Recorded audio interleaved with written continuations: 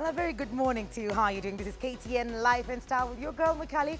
Being a Wednesday, it's all about relationships. And we're going to start off with mandate. And we have Pastor Chris in studio, who's got you covered. How are you, Pastor Chris? Very well. How are you doing? I am great. Yeah? Ready for us today? Yes, I am. You know, yes, people are excited for every Wednesday. I know, and I am. One, because yesterday was my anniversary. Woohoo! My wedding anniversary. You know, I thought I'd get a cake over here, but... Well, okay, I was about to say we're not married to you, but you know what? It's fine. How many years are we talking? That's 13. 13? Yeah. But, In this age, that's something. Okay, that's something.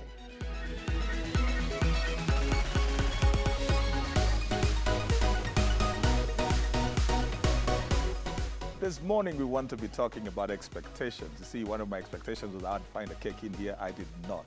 Because expectations are the source of a lot of disappointments. And to help us go through this, I've got a couple on set with me, Nelson and Carol Theuri. Welcome to Relationship Wednesday Mandate. Thank you, Pastor Chris. Yeah, we want to be talking about expectations, you know, living on cloud nine. Is there anything like cloud nine? Anything like cloud nine? Well, cloud nine depends on what you define cloud nine as. Right. Yeah, so maybe there are levels of cloud nine. Maybe I'm on cloud nine, depending on my definition of cloud nine. When we were talking with Mwikali outside, you know, before I came in, she told me men have clearer expectations than ladies when it comes to relationships. Do you think that is true, Nelson? Well, I think so. I would probably agree with her. Why? Men know what they're looking for. They do? I say a focused man is probably someone who knows what he's looking for. You're looking for someone with character, someone who has who can build you up in the vision that you have. Is that really what men look for? Because mostly we do know that men, you know, they use vision. Not vision for where they want to go, but sight. You know, they see a beautiful lady, they fall in love with that one, or they decide, I want to pursue this one. Because men are said to be very visual. And you're talking something completely different, which I think, what do women look for? Well, we're looking for love and affection. We're looking for someone to love us. It can show in finances, in how someone takes you out. I was about to ask you the definition of love for ladies, because in expectations, you see, words have got to be defined, right? Yeah. So what's your definition of love? I think for me, love is a feeling. If I can feel it, that's what I call it. I call it as love. If it excites me, it makes me happy. Right. Yeah. So when we are talking over the phone and other things, when you're relating, am I feeling the feeling of love? Right. Yeah. Is that the same for men? Well, I believe for a man, love is when you're able to offer affection to the lady and she reciprocates. Now, sometimes it may not be what you're expecting, but a man, once you decide what you're looking for, what I was saying earlier is, even though we're visual, in the back of our mind, we know what we want, yeah? And once you know what you want, you put your affection towards it. You start loving that person. You start showing love, that you actually care for this person. And for them now to show back that they care is what really... There are those who say that men's definition of love is respect. That if you want to know that a woman loves you, or rather men, they just look for respect, not necessarily love, you know. They're not hoping to get flowers, they're not hoping to get cards, but they're looking for respect. Is that an expectation of men? Yes. Or that's just theory? I would definitely agree with that. You'd agree with that? I would agree definitely with that. If my wife here, Carol, doesn't show me respect, then a lot of things are not going to work. Yeah. Yeah, and just sticking to that is what would be then the expression of respect? Because somebody may say, you know, I respect him. But one person is saying she does not respect me at all. So what would be the definition for a man of respect? This would be a woman who talks to her man in a kind way.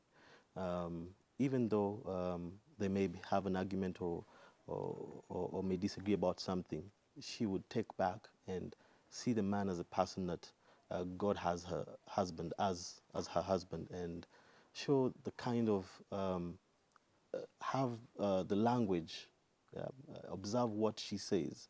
She should be very careful in how she talks to the man, because anything that she may say that may bring him down will be something that would, of course, not show respect. A lot more women now, Carol, have, I think, their own sense of clarity of who they want, financial stability. Is that a key factor in relationships and in marriage for ladies, a key expectation?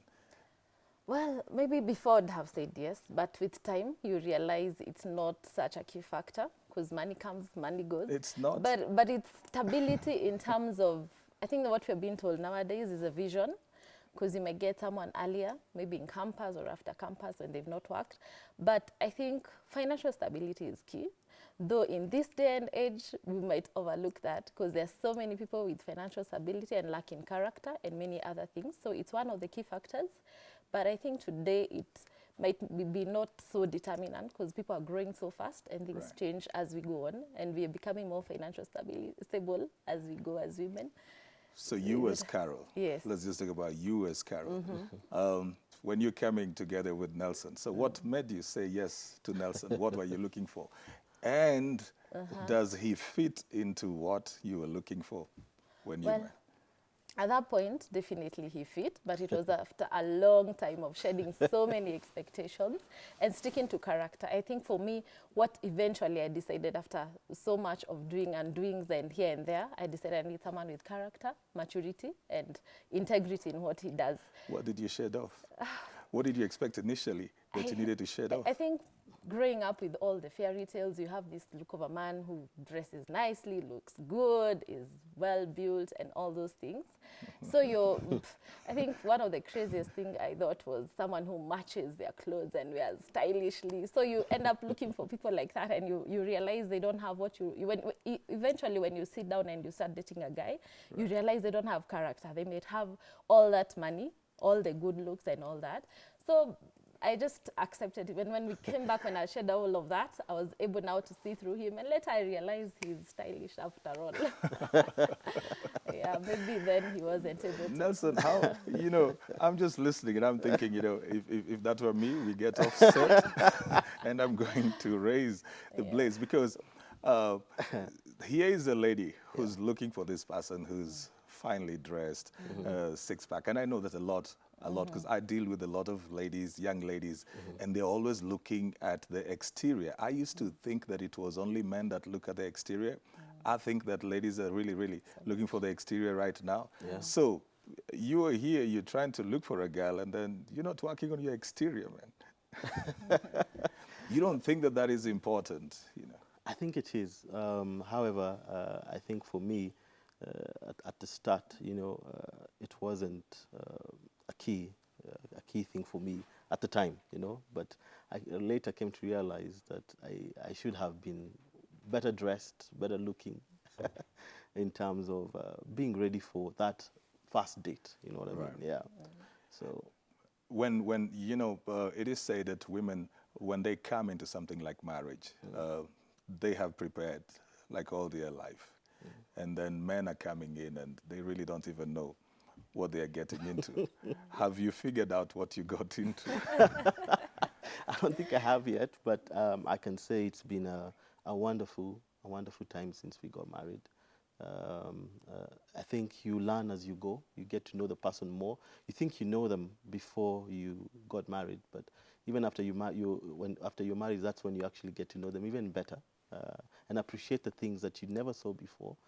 Some are good, some you want to change, but you don't want to impose, but it's a wonderful thing, I would say. So it's like you unwrapping this gift? I think that's what makes it interesting. You're unwrapping the gift? Yes. And it's packaged so well? Yes. And then what happens when you find out, Carol, and I'm not saying that's the case, but hypothetically, what happens if you unwrap and then you find that the gift on the inside was not what you were really looking for? Oh, wow, that's quite tough. I think if you have the mind you're walking into marriage for good, you just have to find a way to work around it. maybe get resourceful, ask for some advice here and there. Because I think marriage is a relationship like any other. We can live with each other with our flaws, and we grow with time, but we have to give the other partner room to grow, even if they have so much growing to grow. It's just patience, and maybe the mind of, I'm getting into this thing for real, I'm not backing out. So I think for me, it's, you have to work it out either way. And you're talking about giving room. Yeah. I keep hearing ladies talking about, and it's quite a number of them, Yeah. when I ask, so why did you say no to this person? And they talk about, they say, you know, there was no chemistry. Can you define for me? I hear it more with ladies than men. Men are, they in physics. They're not into chemistry.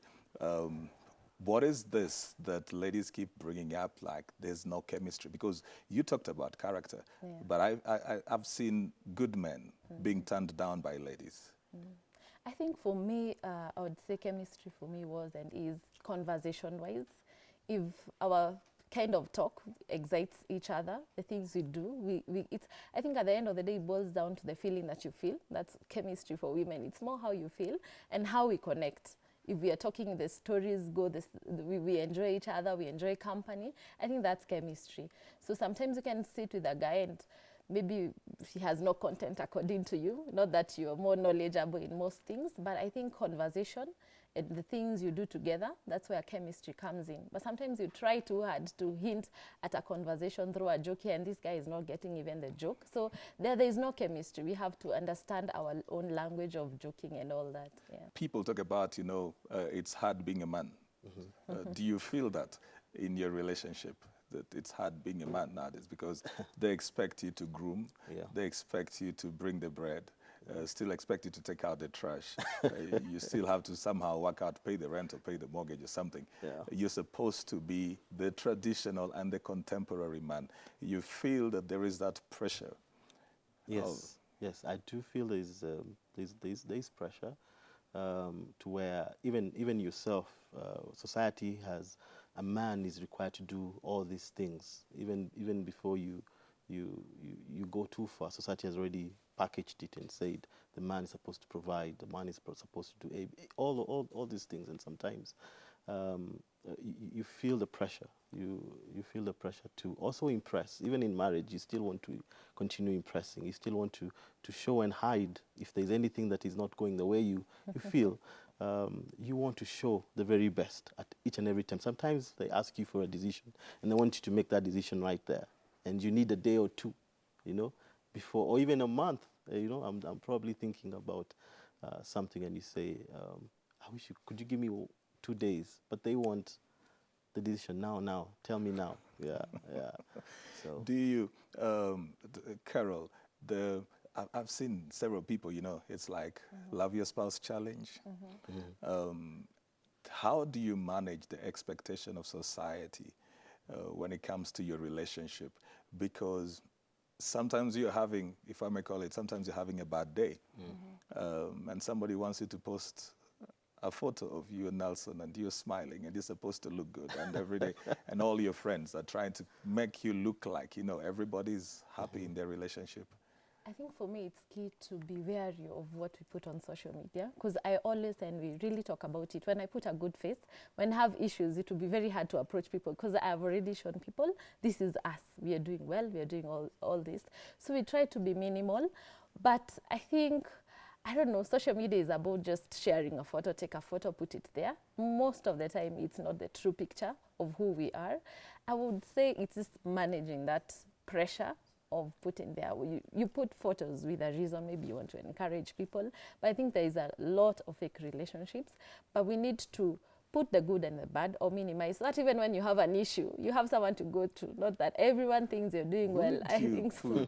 I mean, would you just put a status today and say, honey and I are not talking 3 days? No. So you see, because you're saying we should do the good.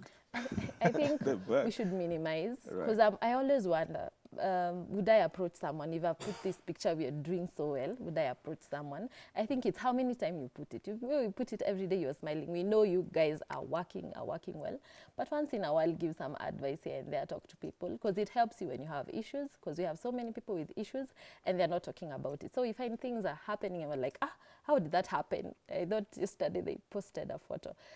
Yeah. relationship. You know, and you're talking about that, then I'm just thinking about the kind of pressure that such kind of platforms would raise. Wedding budgets are growing bigger, but marriages are becoming shorter. Why would you think that that would be the case, Nelson? Well, again, it's probably what we are looking at on TV. Yeah, there's all this. The lady, of course, comes with a fairy tale of what she wants her wedding to look like. Yeah, and now the man, maybe he's also just starting. Yeah, he's probably just off college, off university, and you know, when he looks at that budget, he's like, "Whoa, are we going to really make it?" Do men really? We're getting back to that question, but men, is wedding really a big thing for them? No, not really. Not Yeah? really. No. So it's usually about the lady. It's usually about the Yeah. lady. Yeah. So for most men, at the time that they're getting into the marriage on their wedding date, it's like a gun is on their head, Yes. metaphorically. And they're getting in. So you're spending all this money. Yeah. You get into this relationship. So what do you think that would be the areas of cracks that would come in? You know, you've just had this glamorous wedding, and you're parting in 3 weeks. You know, what happens really? Well, I think the one thing, I think you need to balance it, because if depending on the budget that you have and the agreement and the expectation that you both put before yourselves and agreed together, I think it's not so good to also go overboard to where now after the wedding you're not able to sustain yourself. You know, yeah. I think it should be, the wedding is probably a gift that the man is giving the wife. That's how I look at it. If you do not have it, maybe it may not be so well your first few days. So I think it's just having that understanding with each other. This is what we have, this is what we can do, and this is what will actually be manageable for us. Why do ladies have the pressure, Carol? Why do ladies have the pressure to have big weddings? I mean, who are they trying to impress? Ourselves. I mean, it's a dream that is in you. There's a way you pictured it. I think with a lot of media, as he's saying, fairy tale, Snow White and all that. So it's something that has been put in us since we grew up. Yeah. So we know we have to have this kind of a dress. So it's in us. So it's really hard to separate from that. So we've grown with that, and we want to accomplish that. So for me, I really wanted to do it. I may not have a good reason, but it's because it's been there, it's been in me, and I've seen people do it. So I want to do mine my own way. My own way might be so high, but I have to do it anyway, because it's only once, you have to do it well. Don't you think that there are then those men who feel that ladies use marriage as an escape from their financial issues? In what sense, maybe? Well, here you have your dream. Yeah. You have a dream in your mind you've had from childhood. And then you're looking for a man who is going to fulfill that dream. And as Nelson says, the men, they don't even care about the wedding or anything else. Yeah. So you're using this person to finance this dream that you've had. Well, I think as you said, it's balance. So even as we're planning the wedding, we should be talking about the marriage thing. So it's not entirely on the wedding, the marriage thing. So I think maybe in today's society, we really focused on the event rather than maybe those times our mothers used to sit with us. Right now it's very hard. It's very hard. Maybe it's when you're just doing those dowry and all that. But I think we need more time, even as we plan the wedding, create more time for talking about marriage and our expectations, even as we're going, what we expect from each other, what are our things that bind us together, what we plan to do in terms of every area of life. How much of expectations should you express to each other? Because, you know, there is something else that is called the unspoken expectations, where I expect you to do this, but I've never told you that I want you to do it, so you don't even think that I need to do it. Then you're upset that I didn't do it. How much are you supposed to express to each other? At what stage?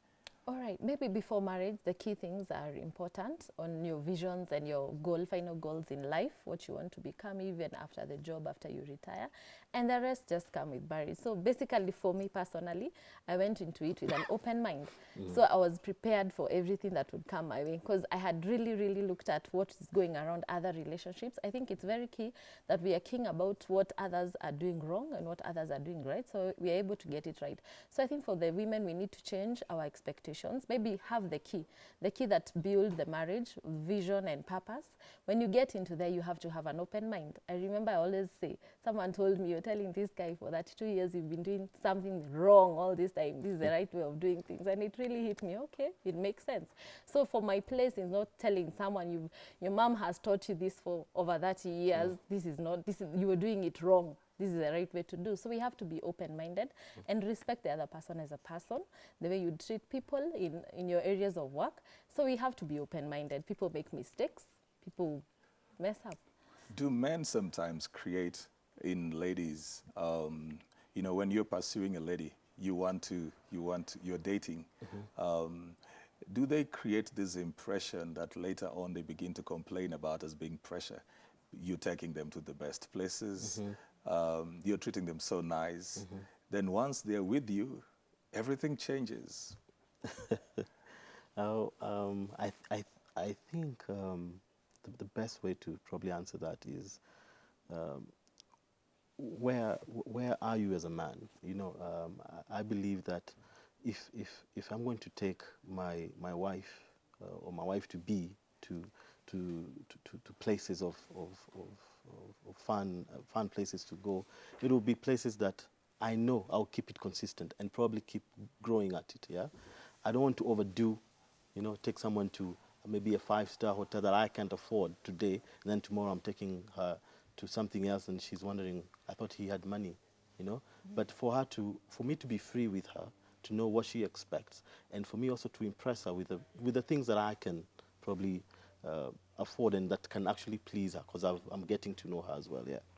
Do you give the room, or is it important for the women to give the room to the man to begin low? Because again, on the one hand, it's like, I've had ladies who talk about things like, I don't want a man who will not treat me as a queen. So at what point does that queenhood begin? I think we all want it to begin from the word go. Right. So it's basically what you have, work with it, make me feel special. But I think what can't be avoided is that as women, we want to feel special. We want to go to that 5-star. Maybe I've not even taken myself to a 5-star, but I still want to go there. Again, it's what we are taking from the world.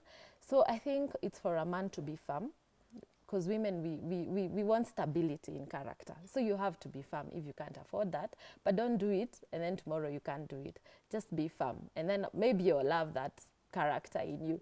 But for most women, we want the best, because we've been told, you know, a guy has to give his best. So even we will come and tell you, I want the best, maybe the best, the 5-star. But you have to be firm. If you can't do it, you can't do it. Just tell me. And that's a character that we admire even in men. What about changing expectations with different times? Because, you know, how do you manage that? At one point, probably what is really big for you is you want to go out, you want to date at a certain different point, maybe that would change. So how do you manage that, changing expectations and without losing the gist of your relationship? Well, I think that just like what she said, where you getting into marriage or when you get into a relationship and you have an open mind, yeah, because as you go along, you know, things may change. You know, she may want to do something different. Maybe she says she's going to start a business. Now she says she wants to go to school and probably further her studies. I think for you as a person is to see what is to find out what is a goal. You know, yeah. This was a previous goal, and what do you want to achieve now? You know, and for you now then to accept that and support the vision, as long as of course you discuss it and see the good and the bad of it, and if you're both in agreement, I think it's only good to support it. And I'll keep it to you. Yeah. If it is said that men are visual, Yes. right? So you marry this lady, and she's looking very fine, like Carol walked in here in a fine purple. Then somewhere along the line, you know, she no longer does that. Yeah. She no longer does it. She doesn't dress up like that. She just doesn't care. You know, we've got a segment that is called "Style My Wife," but she doesn't care anymore. But that was your expectation. Don't you think that would affect a relationship? I think it would. I think it would. it's always exciting to see my wife looking really good. Yeah, for her to change, that would change my perception. You see, I was attracted to how she looked. Yeah, even before I was attracted to the character and all that. The first thing is what I noticed. And so you need that to be kept. Yes, I need that to keep on going. All right. Yes. Mwikali. That is something very interesting that Nelson said right there. That I was attracted by what I saw first. Yes. Yeah. And then you like to see it going on and on and on. Yes. And how do you go ahead and maintain that? Does he tell you that I like to see, Carol, you're looking like this every single day? Well, I think it's the reaction you see when you dress out. Ah, you're looking so nice. You did that for me. I think with time when you're careful to see his reaction, so you long for that reaction to borrow. So he might wake up in the morning and the whole day is not told you that you're looking good. Then you know something is wrong somewhere. So you have to keep the fire burning. Just some of those expectations that you're talking about. Has he ever told you, maybe you should change this a bit, or add a little bit of this, or I don't want to see anything above the knees? Well, I think it's when I've asked him. Oh, I don't think he doesn't 'cause volunteer the that's tricky. information. Yeah, No unless clue. how do I look? And then, you know, he doesn't have to even speak. Silence. The first second, how are you looking? And you're silent. You know, that's a no for me. So you have to be very clear. Oh, man. You see, the unspoken expectations. There you When have it. she gets from the salon, you need to comment about the hair Immediately. immediately. Immediately, absolutely. Thank you Immediately. so much, Yeah. Nelson and Carol and Thank Preston you. Chris. And we're coming back with Mr. Nehe. Is it so hard for you to forgive, or have you gone through so much pain, but you've gotten to that point where you have forgiven the one who offended you? We'll be talking about all of that when we come back. Also, remember, you can keep sending your questions because we've got Ask Pastor Chris. Remember the hashtag KTN Life and Style and hashtag Ask Pastor Chris. Send those questions on Instagram, on Twitter at KTN Life_Style. SMS is 22840. And on Facebook, it's KTN Life and Style. I remember telling myself, whoever is behind this, I don't know who it is, but I forgive them.